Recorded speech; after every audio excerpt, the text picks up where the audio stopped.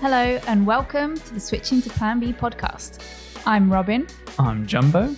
And today we'll be reviewing the Great British Grand Prix. The Great British Bake Off. That's what I thought you were going to go into. The Great Britain. Is it not great? Is it just a British? I would just say British. I don't know where the Great ever's come from. I don't know why. Why is it Great Britain? Oh, you wouldn't say Great British. That's only Bake Off. I think I'm going to keep this in as well. The Great British F1 race. Hello and welcome to the Switching to Plan B podcast. I'm Robin. And I'm Jumbo. And today we'll be reviewing the British Grand Prix. With another crazy crash, Sainz gets his first win and Mick picks up his first F1 points.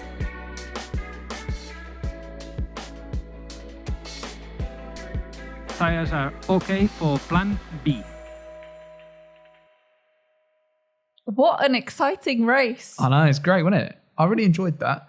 It kept us on the edge of our seats, didn't it? There wasn't really a point where you're like, oh, this is getting a little bit boring. There's always someone chasing someone down. Yeah. We had multiple safety cars. We had a red flag. We even had some track protesters. It literally had everything. Everything. It was an event. I feel like they probably listened to last week's pod. Just Silverstone went, do you know what? He said it wasn't a top 5 tracks. Let's Jumbo. make it. Yeah. Let's prove him wrong. It's going to be an absolute banger. And everyone's going to be like, Jumbo, mate, what are you doing? Not that we get that many listeners, so I doubt they even listen to it. But it definitely proved me wrong. Yeah. It's probably the best race of the year so far. I would agree. Yeah. It was really good.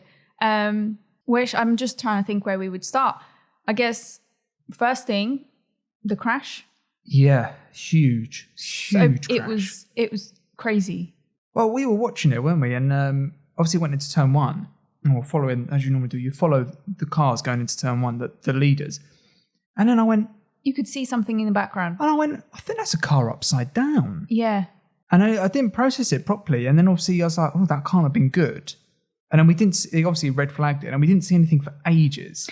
And you saw so many cars damaged and you thought, oh my goodness, was this just one crash? It turns out that it was 2 separate things, but it was like something really big must have happened.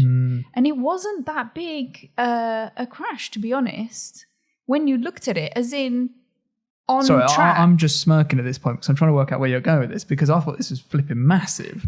Yes, but like on track, when you look at Russell, he kind of just clipped the back of Zhou. Yeah, but you got to remember the speeds they're going at, Robin, though. And then, yeah, I know the speeds they're going, but my first reaction was that it was going to be something a lot bigger than that on track. Does that make sense? Okay, I see what you mean. Like, on track, it wasn't that big a thing. It was more the reaction of the car that was quite crazy. Yeah, the physics of it. I think that's the thing that got me surprised about it, because I guess you're right. Normally, if you tag a rear wheel to your front wheel, you're going to spin them, yeah.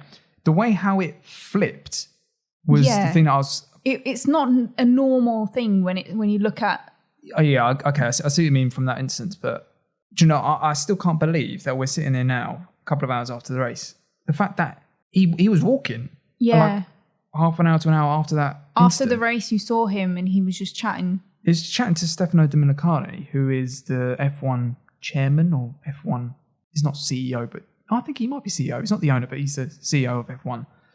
And he obviously looks a bit shaken.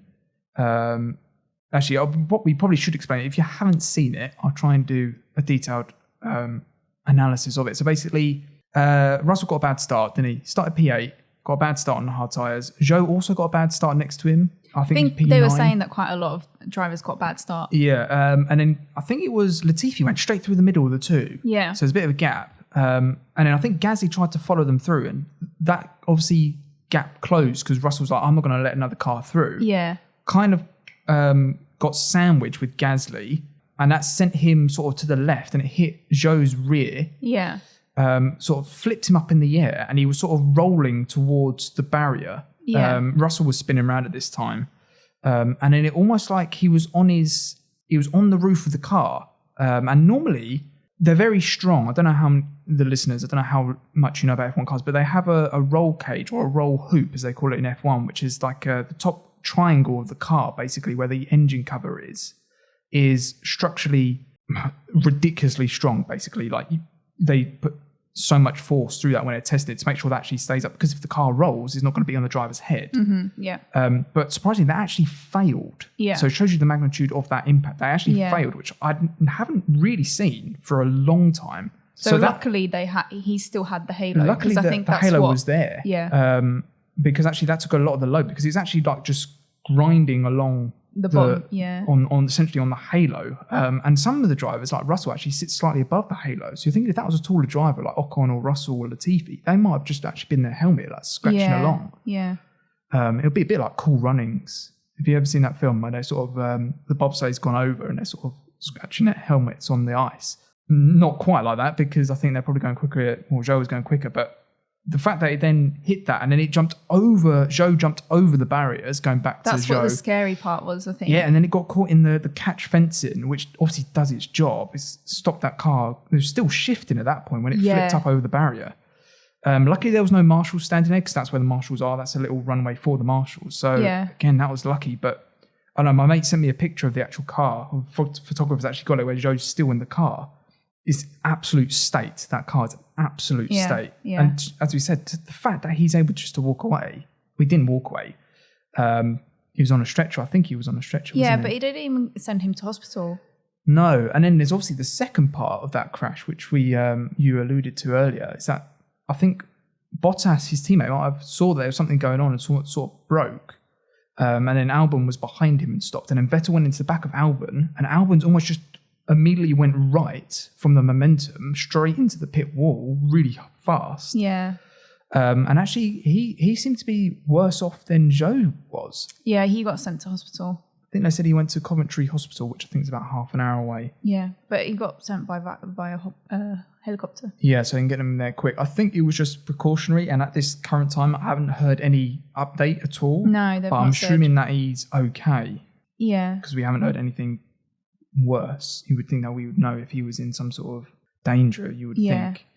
But yeah, it was quite a scary first lap. And obviously the thing that I never like is that when we watched the Grosjean one, obviously there's a big fireball and all of that, and I remember saying to you, well, that's a big one. I haven't seen fire in F1 crashes for a long time. Yeah.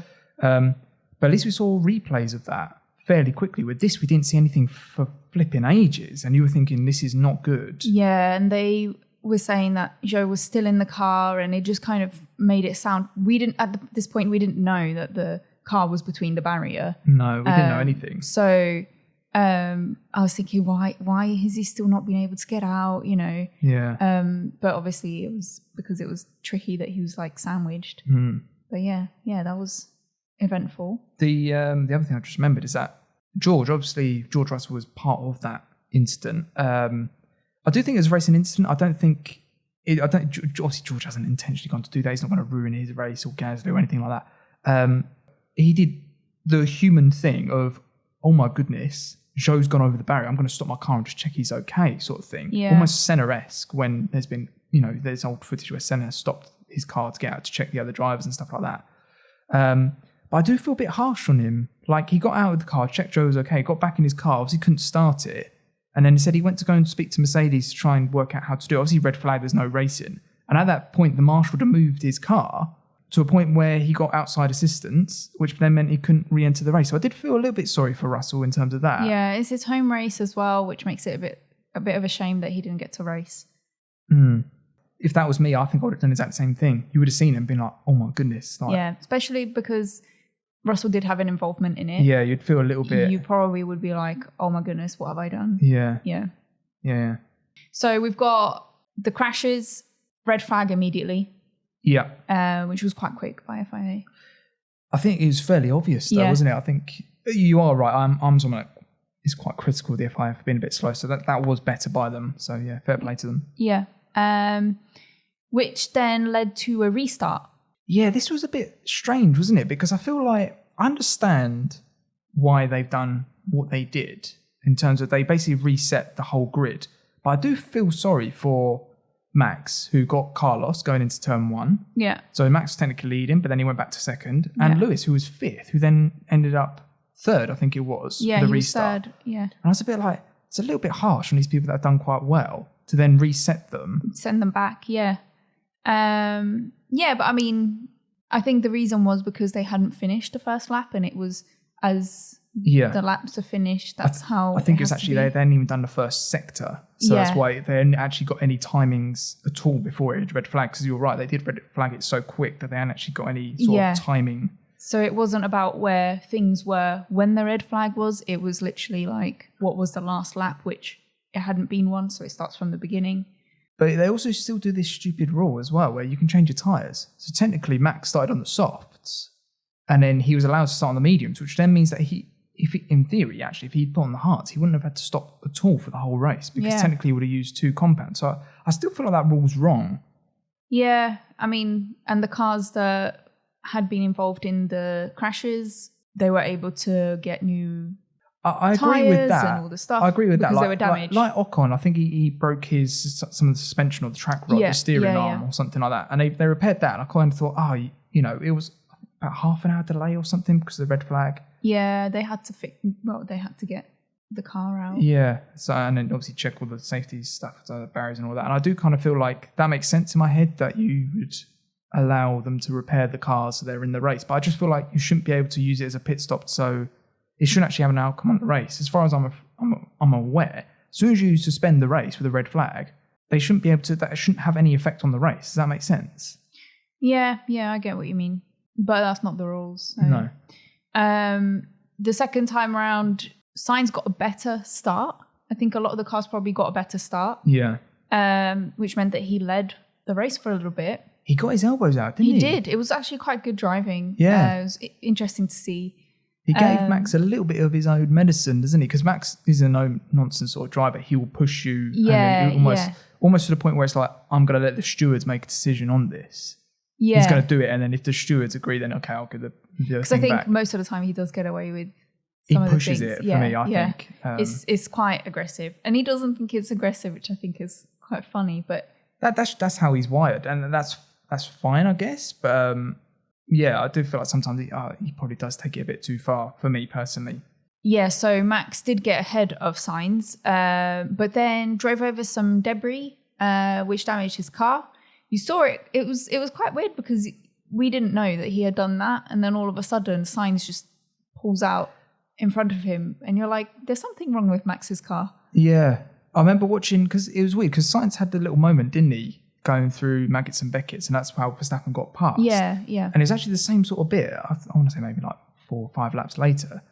And I was looking at the time delta, I was going, they're catching Max all of a sudden. And then all you saw in the shot that Max was just all of a sudden there, going really slow. Yeah. It was really strange, wasn't it? And it just totally destroyed his floor apparently. And that's how the new cars work, all the aero stuff. He still did really well for someone who had damaged floor to get P7 though. Yeah, it is. When you think about it, the fact that he didn't DNF and he managed to still get some points, 6 points, P7, I think, that's crucial for the World Championship. Absolutely vital. So that's basically, instead of chucking away 25 points, you're chucking away 19 points today, really, at worst. Yeah. And then we've got, there has been quite a lot happening in the race. So I'm just picking out kind of, I think, the key things. Yeah, there was. Because there was loads of stuff. But we had a few collisions with Gasly and Yuki. Yeah. They showed us one. It looks like Yuki lost the rear and they both spun out of the track. And then they said where Yuki then got a 5-second penalty for that. Causing a collision, yeah. And then it was mentioned that there was another one. Turn 15. But they didn't show it to us. They didn't show it. But it did result in Gasly then. I don't think it was that point, but Gasly did end up retiring the car. So it must have been something from those. Yeah, I think so. The first one was quite actually cool to see because it looked like they'd spun in tandem almost, wasn't it? Yeah, they did pirouettes in sync, which was quite interesting to see, but it's actually a bit like Yuki. Aerobics. Yeah. Synchronized swimming. Or synchronized diving or something like that. Yeah, something like that. It obviously wasn't intended because they lost a couple of positions. But yeah, a bit of a rookie error. Yuki, he does have that, doesn't he? I think do you think it's his temper? He does get really angry. Yeah, maybe. I don't know. I didn't see it enough to really go. I think actually, if he didn't lose the rear of the car, he might have actually made that pass. Yeah, maybe. I didn't hear much from Gasly at all. No, we didn't. But that was a bad weekend for AlphaTauri just in general. The fact that they had both of them. And I think Yuki then finished quite low down. So, not good. I couldn't remember what brought out the safety car again. That's Esteban Ocon. Oh, having power loss or something. Which then kind of bunched everyone together. Loads of people pitted. Yeah. Soft tyres. I want to say it was most of the grid, actually. By this point, we had so many retired cars as well. So I think it was, actually. The only one that didn't was Leclerc. Yeah, so that's what I was going to go on to. Because Leclerc stayed out with hard tyres. Yeah. He was P1. And then the fight between him and the other top four, was quite interesting for those last 10 laps. Yeah. That was really good. Yeah, just going back a bit. So when the safety car came out, I think we were watching Sky, and I think Karun Chanduk was sort of showing it. They had about 9 seconds before he got to the pit lane, essentially, the cut-off point. Yeah. Where they could have called him in. They could have. And even if you think about it, Norris came in a lot later. Yeah. So I want to say he then made it round and then pitted. Yeah. Because Ricciardo pitted first, and he still managed to get time to do it. So I'm pretty sure they would have had time to do it. I think they made the wrong call there. I also feel like the other thing we're forgetting is that Leclerc actually got a bit of damage with Checo early on, because it ended up in Checo having to stop, didn't it? He was basically in that battle, and then he had to stop. Yeah. And he was way down. I think he was actually last. He was last like at 17th or 16th. Yeah. But obviously Leclerc lost a little bit of his front end plate on his front wing, which didn't actually seem to do too much damage overall. They said he would have lost a bit of downforce, but actually his pace was pretty good. Actually, it was pretty good, yeah. But yeah, obviously they didn't stop him. Everyone else stopped. And yeah, that kind of ruined Leclerc's chance to win. The fact that they didn't stop him. Yeah. Because as you say, Sainz stopped, and then Hamilton and Checo and all of those people stopped behind. Which is a shame, because I think he wanted to close the gap between him and Verstappen for the World Championship. But at the same time, it was really nice to see Sainz win his first race. Yeah, it was. And I think he didn't really do too much wrong, in my opinion. No. We've talked about this before, but once you get that first one done, and he got the first pole this week, his first pole, got first race win, it just kind of puts that to bed mentally. And he's going to use this to push forward, like we've seen with other drivers. They've used that to propel them forward, and they've just gone on to the next level. Yeah. So that he knows really now that he can do it. Yeah. So there won't be that mental block. Yeah. So obviously we kind of missed out a little bit, but then they restarted after the safety car, didn't they? Yes. And obviously Sainz got past Leclerc quite easy because Leclerc was on old hard tyres. Yeah. It was a little bit like Abu Dhabi, where Lewis was on hard tyres and Max was on brand new softs. Yeah, it was a little bit like that. But then Hamilton managed to stay P2, whereas Leclerc moved down because there was such good racing. Oh, we were. Perez made his way up, fighting Hamilton, and then they both got ahead of Leclerc at one point. But it was just such good driving where all the drivers were fighting for their position. Yeah. Up until the last moment. Yeah. But the thing that was really cool to see, that it was actually very respectful. Everyone gave each other space. They didn't squeeze each other too much and all of that. There was nothing overly aggressive. Yes, I think Checo, there was 2 that he was sort of being looked into. Yeah. One of them was for pushing Hamilton wide, which I kind of felt like that was fair enough. I don't think there's much wrong in that. I actually think Checo's quite a good wheel-to-wheel racer. Yeah. As is Lewis and Leclerc. They were fantastic in this. All 3 of them were so good. But the one that I think there's a big question mark over for me is the one where they're going into the final chicane, and you've got Leclerc and Checo battling, and Checo's actually missed the corner. All 4 wheels are off the track. Yeah. He's gained an advantage past Leclerc. It's actually pushed Leclerc slightly wide, and then Hamilton out of nowhere just gone yonk and got both of them. Yeah. I was going nuts at this point because I was thinking, this is amazing. This driving is so good. But obviously then Checo managed to stay ahead of Leclerc at that point. Yes. So I was like, he's gained an advantage. That's a 5-second time penalty. Yeah. In my which book. the stewards are looking into, I think. I can see them giving that, but it's a bit of a shame if they do, just because you've got the podium and all of that. Like, it's annoying when they don't decide things straight away. I don't get why you can't. For me, that's quite obvious. I love Checo, by the way. I've got nothing against him, but I do think that as soon as all four wheels go off the track, you can't gain an advantage. And if you've pushed someone off the track because you then went off the track and all of that, like, it's just, to me, that's relatively straightforward. Yeah, like, but they do seem like advantage. they are quite grey areas within the sport. I think that's quite. I agree. They make it. They make it grey because I think that's quite black and white. Yeah, because sometimes they give you penalties for it, and other times they don't. So, which is why last year Fernando Alonso, he started pushing drivers out of tracks. Oh, he started doing the track limit. So the bollards at Russia, wasn't it? He just went straight off. And also he was pushing America. That's where he pushed Kimi wide and Gio, Giovinazzi with Alfa Romeo. Yeah, sorry, I forgot about that. Yeah, but it's mad that the drivers kind of have to take it into their own hands. I still feel like that's not cleared up enough. No, and that's what I was saying, because today I'm not sure if Perez will get the 5-second penalty or not. I think looking at the timings, if he does, I think that promotes Leclerc to third. So it wouldn't surprise me if Ferrari pushed that, chased that a little bit. I think they probably won't now, because I think we would have heard some noises. But they are notoriously quite slow, aren't they? Gunter did mention something about the...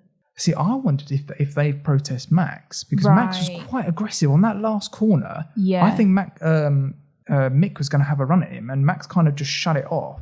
He can do it, but I think it's quite aggressive, that to the point where it's getting so confused with so many M's now, where Mick kind of had to back off. Right, okay. So I'm not sure if it's something like that, or they're thinking the Checo scenario. They're not sure, but I think for me, Checo's is only a 5 seconds at worst for me. Yeah.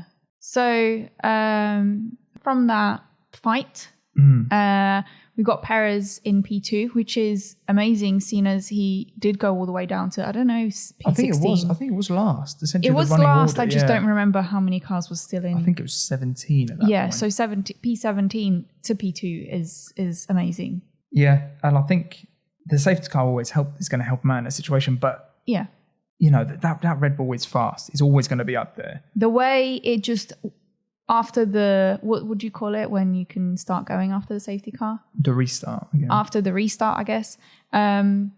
The way you thought that the fight was between Leclerc and Hamilton and Sainz. And then all of a sudden you just get Perez coming in and you're like, oh my goodness, he's so fast. Yeah. I just kind of forgot about Checo because you just thought, his race is gone. Yeah, he's not going to be there. He just slowly made his way back up. Yeah. And you just weren't really looking at it. I do wonder if the commentary, and obviously Sky and the whole British Grand Prix, I think we kind of got lost a little bit with the whole, British, Lewis could win it for the British crowd and all of this. And we kind of totally disregarded, that's a Red Bull behind him. That is absolutely rapid. Yeah. I don't know why that wasn't mentioned much prior to going into the safety car. Because I think we're thinking, the Ferraris are up there. Checo's been last and all that. Maybe it's just that. There was also a bit of a fight between, I wouldn't say too much, but Hamilton and Norris, because Norris was just behind him. Oh, yeah. He then fell back after pitting. Yeah. So this was before the safety car. But yeah, Alonso as well. Alonso was great in that as well. Yeah. I think those, what was it? We had Leclerc, Checo, Lewis, Alonso, and Norris. I was thinking those 5 drivers, they're some of the best wheel-to-wheel drivers on the track. Yeah, and they were all quite close together, obviously because of the safety car. It was quite interesting to watch. But yeah, I just, the other thing I was going to say, we totally missed this, but Lewis's pace, actually before the safety car, he may have even caught up to the Ferraris anyway, just on raw pace, because that Mercedes looked relatively quick today again. Yeah, it did look really good. I think he was doing well before the safety car. He was making his way up. He wasn't too far away from them. Had a bit of a slow stop though, didn't he? I think that's what Ted said, 4.5 seconds or something. Yeah. Which I think is why he dropped too far back behind them. Right, okay. And then obviously warming up the tyres. Obviously it takes a little while with these new tyres. Yeah. It's going to be even worse next year because no tyre blankets at all. Yeah, so that's going to be I didn't know about that. I wonder why, if we can understand a bit more about why why they decided to make that rule. Just wanted to finish off with Sainz getting his win. We're big fanboys, aren't we? Big fanboys and girls. We've been hoping for it since the first race this year. Yeah, well, once we knew that Ferrari were sort of in the title battle, we were like, this week Sainz is going to win, and he didn't. Funny enough, we've almost just gone, maybe he's not going to do it. He's not quite as quick as Leclerc. I still don't think he is quite as quick as Leclerc. I think Leclerc stepped up this year. Yes. I think you do when you're kind of fighting for the title. But I think everything kind of went in Sainz's favour this weekend, I think. So, yeah. I feel like, when you see people and they go, I've got nothing to lose now. It doesn't matter what happens. He's almost got to that point where he's almost taken the pressure off himself, where he's trying to be as quick as Leclerc and sort of just relaxed a little bit. And it's just happened. Yeah. Similar to Mick today. It's just happened. He qualified 19th, Mick. Sort of relaxed, didn't make any stupid mistakes, and finished 8th. Yeah. And he just, I think sometimes it's your brain is your worst enemy. Sometimes you just need to relax and have faith in what you're doing. Because going back to Sainz, in qualifying, he didn't think it was a good lap. Yeah. He was like, how did I get P1 when it wasn't a good lap? His natural ability is just taken over. It's almost second nature that he was... Sometimes you can overthink it and just make it worse for yourself. Yeah. And I think that is just starting to have a little bit of belief in himself. He's a little bit more relaxed. Obviously, this win will help him. And yeah, I think... I'm not going to say he's in this title fight, but if he keeps performing like he is, I think, by the time the summer break comes around, he may be that much closer to putting that pressure on Max and the Red Bulls, I think. Yeah. Should we do race rundown? So as always, just to make sure we haven't missed anyone out, we'll do race rundown. So we got Carlos P1. Get in there, Carlos. Absolutely buzzing for him, really. Yeah. Even now, just it's so good. It is so exciting. So good. Checo P2. That is solid. A ridiculous result, really. Good, yeah. Lewis P3. Leclerc will be disappointed with that. P4. I still think that's a decent result, though. He's still taking some points off Max. Yeah. Fernando P5. Again, great result. Not in my fantasy. That's why he's doing so well. Lando P6. Actually, that is a solid result. This battle between Alpine and McLaren is starting to heat up a little bit as well now, isn't it? Max Verstappen, great recovery drive. Bear in mind, he basically didn't have a flaw, it sounds like. P7. Mick was only 2/10 behind Max at the end. Yeah. For P8. So, yeah, great result for Mick there. Happy to see him pick up some points. Because he does seem like a genuinely nice guy. I don't know if he's got F1 pace still. Sometimes I question that, but just a nice guy. You always want to see the nice guys do well. So, yeah, very happy for him. Seb, P9. Probably about where you'd expect Seb to be. Doing better than they have done, to be fair. Yeah, and I still think that he's a step above Lance. Yeah. Lance... I don't know what's gone wrong for Lance. I thought he's got a lot of potential, but it's just not really happening. No. Since he's gone to Aston Martin, he's not really there. P10 was Kevin Magnussen. Again, more points for Haas. Yeah. They're going to be absolutely delighted with that result for the team. Lance Stroll was P11 in that other Aston Martin. As we say, just not quite there. I think he actually qualified last, actually. Yeah. So there's definitely... I think Martin Brundle even said on the grid, do you know why your car is there, basically? And he said, yeah. And that was the only answer you got from him. So obviously they know what's going on with the car. They just need to sort of sort it out. Yeah. Nicholas Latifi qualified very well. I think he's P10, wasn't he? Yeah, and at one point he was even P8 during the race. So that was quite nice to see. Again, another nice guy. Shame he couldn't finish that in the points and ended up P12. Daniel Ricciardo. I don't know what to say anymore. I just feel like he does not like the McLaren car. They just don't seem to... Every now and then things click, but more races than not, it just doesn't. It's the strangest thing, isn't it? Because on paper, they get along. Him and Lando seem to get along. He likes the team. He likes the McLaren brand. All of that stuff, he gets along. And then he gets in the car, and he's so far off Norris. Yeah. That it's just like, I don't get it. And you're thinking... He's been in this car for 1.5 years now. I know, yeah. And to be honest, I wouldn't say that Norris is that much better than Ricciardo. No, like Ricciardo's a really good driver. I mean, he's won 8 Grand Prix. Like, you don't do that as a bad driver. Does that make sense? Like, yeah, it's the most peculiar thing. I don't fully get it. But I hope that turns around for him. But, I just don't know if it will now. just keeps going on and on, doesn't it? Yeah. P14 is Yuki, and that was actually the last of the running cars. So cars that went out were Ocon, Gasly, Bottas. Again, Bottas didn't really have another good weekend. Actually, Zhou was doing much better than him. Zhou qualified in the top 10, I think. I think Zhou qualified 9th. So I'm someone that's been quite critical of him. I said he would start the season well and just sort of fade away. And I just thought he's not going to get anywhere near it. But, he's actually someone that's really starting to put his foot down in that team. And actually, he's getting solid results. He's and it's pushing quite good. Bottas as well, which I didn't think that he would be doing. So, obviously the main thing from the weekend is that he seems absolutely fine after that horrific crash. Yeah. So that is the main thing from that.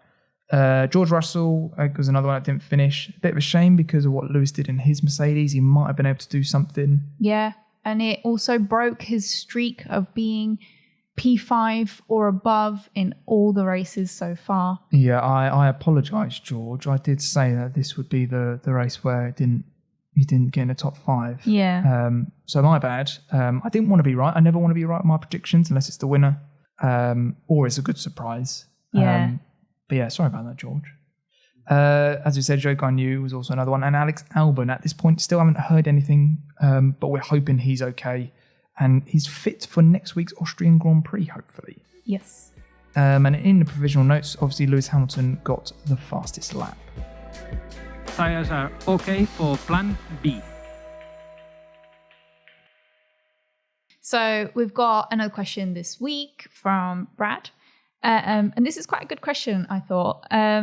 If you were invited to tour an F1 team's factory, what do you think you'd be most interested to see?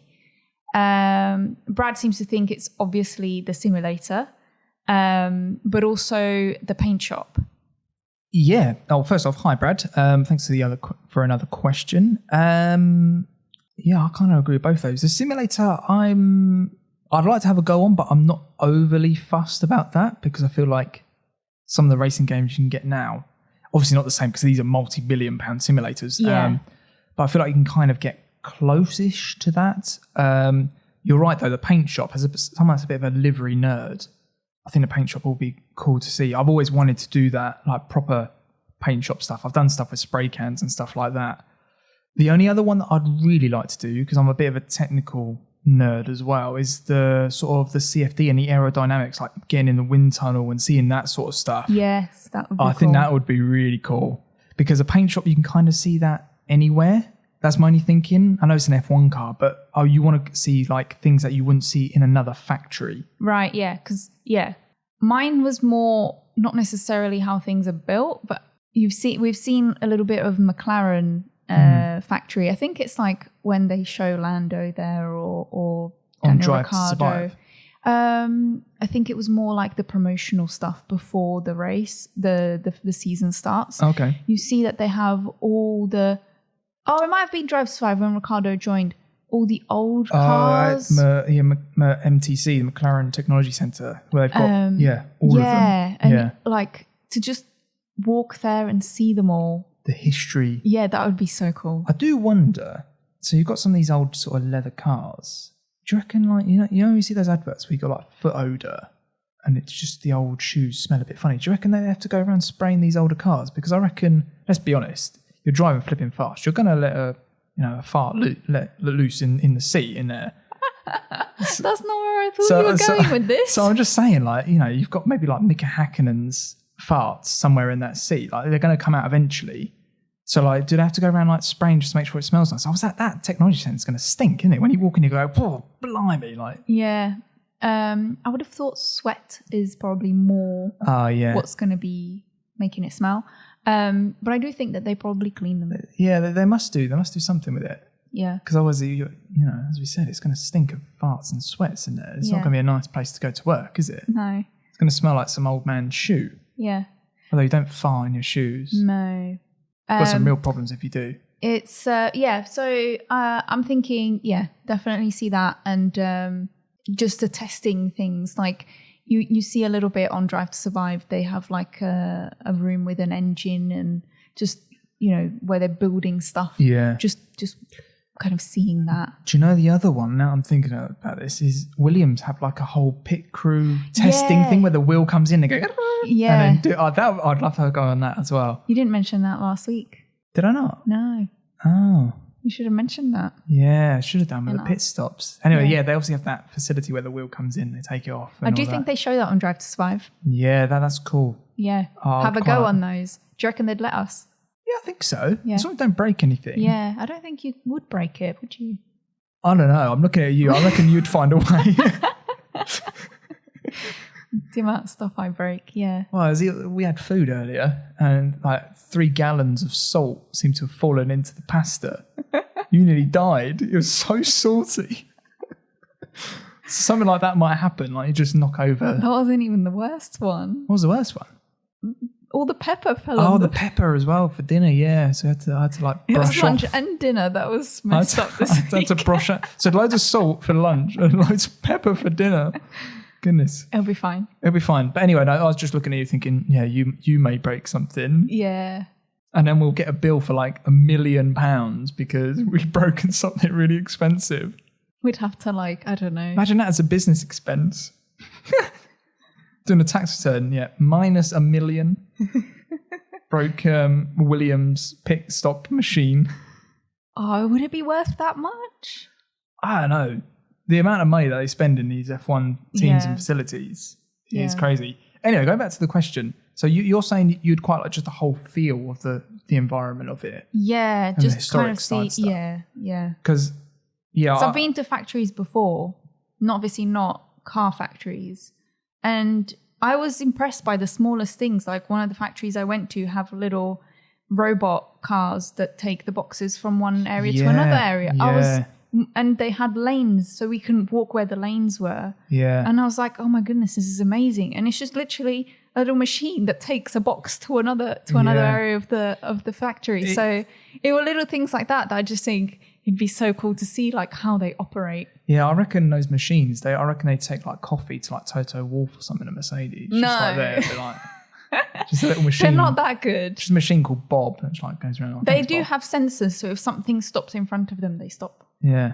And then they wait. But obviously that then causes delays and money loss and things. So. Yeah. But obviously this is F1. Like you're expecting these facilities to be mad. Like Red Bull's facilities, I reckon, are insane. Like you see a little bit in Drive to Survive, but obviously they're building in the whole new engine facility and all of that. I reckon that is going to be insane. And also like Aston Martin's building their new campus. Yeah. I'm calling it campus because it looks like it's a massive development. The plans look huge. Yeah. Don't they? So that would probably have like state of the art. I think they're even getting a wind tunnel in there. Are they? Yeah. The wind tunnels fascinate me because I kind of want to just go in there with the car just to see how strong the wind is as well. I'm going to assume very strong. Yeah. Although we do live somewhere where it's pretty windy as well. So it's probably just like going outside here. So, yeah. So you said historic stuff. Brad said paint shop. And I would probably go with like the wind tunnels, the technology sort of building stuff sort of side of it, I think. Yeah, that sounds cool. If you've got anything that you want to see in the factories, let us know on the comments. I think that would be interesting to see what other people would like. I'm sure there's a big section that we've missed out, probably. That will be obvious when someone mentions it. Yeah. Yeah. But yeah, also if you've got any questions you want to chuck to us like Brad did, YouTube and Instagram is probably the best way to get to us. And we'll get your questions in the next podcast. Yeah, they've been really interesting so far. So it's been quite fun to answer them. Tires are okay for plan B. Winner, loser, surprise. Still no jingle. No. Is this what needs a jingle? Yeah. Every week we forget. All right, so winner for Austria. Austria's a great track. Before we go into this, I always forget this. We should do a little preview. Austria. Red Bull's home track, Red Bull Ring. Red Bull Ring, yeah. Red Bull tend to be ridiculously fast there. They definitely target as a track that they want to win. We'll see. You would, yeah. Yeah, home Grand Prix for them. It's like Williams always target to win at Silverstone. Do they? I did. I just made that up. We haven't got the memo, have we?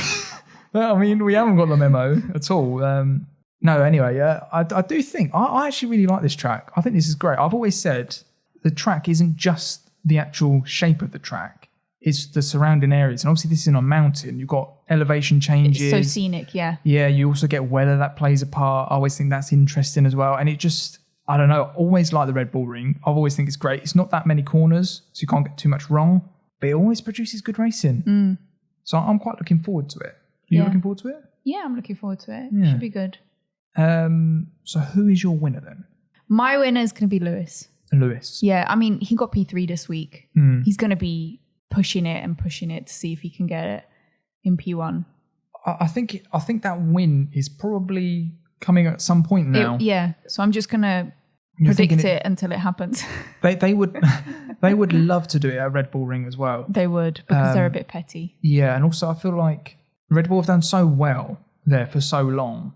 Obviously, you'd put your money on Max to win it because Max is going to be annoyed about it this week, and he's going to come back fighting. He's going to come back swinging, and it's he likes probably his track. like 90% chance that. I think it's even higher than that. I think it's 99% chance Max is going to win this, but I'm not going to go with Max. No, because I don't want Max just to run away with the title. Although, we want to make it interesting, so it's like last race that decides who's going to win. Yeah, that's so what we you need want to see. We need to be more people to be winning these. And I'm going with the man of the moment, the one that's got a bit of momentum, and going with Carlos. You think Carlos is going to do it back to back?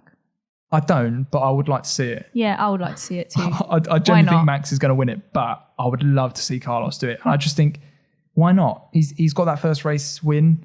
Yeah. Hopefully that gives him a boost a little bit. The team will be behind him. He's going to have a good week going into this because he's had a great weekend. You know, hopefully that he just knuckles down after that and just uses this as a platform just to push on. Yeah. So I've gone for Carlos and you've gone for Lewis as the race winners. Yeah. So then loser. I've gone for Ocon. I feel like is more because he's on a bit of a low trajectory at the moment. Just doesn't seem to be doing very well. So I feel that's a little bit harsh because I felt like I predicted him as a loser this week, and he was very lucky to get back in the race. Yeah. From that damage, and obviously he ended up retiring the car. But before that, he's been all right. He's been doing quite well. I think that Alonso's starting to get the better of him now. Maybe it's because Alonso's doing a bit better that you just think, I don't know. I just thought. But it's funny, the drivers that were doing really well at the beginning are sort of losing their way a little bit. Leclerc. Yeah. Magnussen, Bottas. Yeah. Russell, even this weekend. Ocon was doing well. Their form seems to have dipped now, and their teammate seems to be coming through a little bit. Yeah, yeah. Yeah, I mean, I could see Ocon struggling again. I do think... Because if you look at... Sorry, I just interrupted you there. That's all right, doesn't matter. Today's podium, you had Sainz, Checo and Lewis, who were the three... They weren't that great at the beginning of the season. No, they were think about it, their teammates were all better at the beginning of the season. Russell being really good at the beginning, Max and Leclerc. So, yeah. Yeah. Moving on to my loser. I've gone massively bold here because this is not going to happen because Red Bull are probably going to get a 1-2. But I've gone for Red Bull. I'm just going to have they're going to be losers. I just think they might get a double DNF. Right. Or at least bad. Max might have another bad weekend. Just purely because I feel like where with Russell this weekend, it's the one weekend that you circle and go, I want to do well there. That's my home Grand Prix. Yeah. And this year, anyone that's wanted to do well with the Grand Prix, their home race, it's not gone well. No. I feel like this might just continue now. Yeah. So I feel like Red Bull, there might be a bit of a curse The 2022 curse. Vecna's curse. With no F1. one at home in their home race does well. Yeah. So I've gone for Red Bull, although I'm pretty sure that's going to be massively wrong. Okay. And surprise? Surprise! I've got a bold again. My predictions, if I get any of these right, I'll be amazed. I've gone for Ricciardo to be ahead of Lando. That's interesting. In the race. In that race. In the race, because I think that also counts if Lando gets a DNF or something and Ricciardo finishes, I'm still taking that. Yeah. Even if he's like 15th. Yeah. I'm still taking that. Yeah, that's fine. But I just think Ricciardo will beat Lando. That's all I'm saying. My surprise is Albon because I think they had upgrades this week, which we weren't really able to see how well that they performed. They've gone down the Red Bull route, similar to Aston Martin. I think there might be a bit of performance there. Yeah, the noise that's what is I'm coming going out. to assume. So I'm going to say that Albon's going to do quite well next week and we'll all be surprised. I'm not going to know exactly where he's going to be, but I'm going to go points and not just P10, maybe like P8, P7. The thing is that I was thinking about this, right? So Albon's car was written off, wasn't it? Or it was quite badly damaged. Yeah. So have the upgrades gone, right? So I haven't got those upgrades because they're damaged. So then if they get upgrades, maybe they're bringing one set of upgrades to Austria as well. Do you give that to Albon or Latifi now? Right. Do you see what I mean? Because in my head, I would go... But how damaged was his car? I don't know. Pretty bad. He went straight into the pit wall. He turned it like 90 degrees right and went straight into the pit wall. Depends. Yeah, it depends on what they had to... I mean, they're so sensitive, these cars, as well. So part of me is going, if they haven't got both of them because of the damage that Albon's car took, well, how do you play that then? Do you give it to Latifi? Latifi had a good weekend. Do you support him? I guess you would. And also, Albon had a chance with the upgrades as well. So I'm a bit like, it's a tricky one, isn't it? Because I think it's like a team decision, though, isn't it? So you'd like to think that they would have them for both cars, but it's only a week's turnaround. That might not be possible. We don't know. Sorry, I'm just throwing doubt into your prediction here now. Oh no, I'm keeping my prediction. Good on you. Did you say points?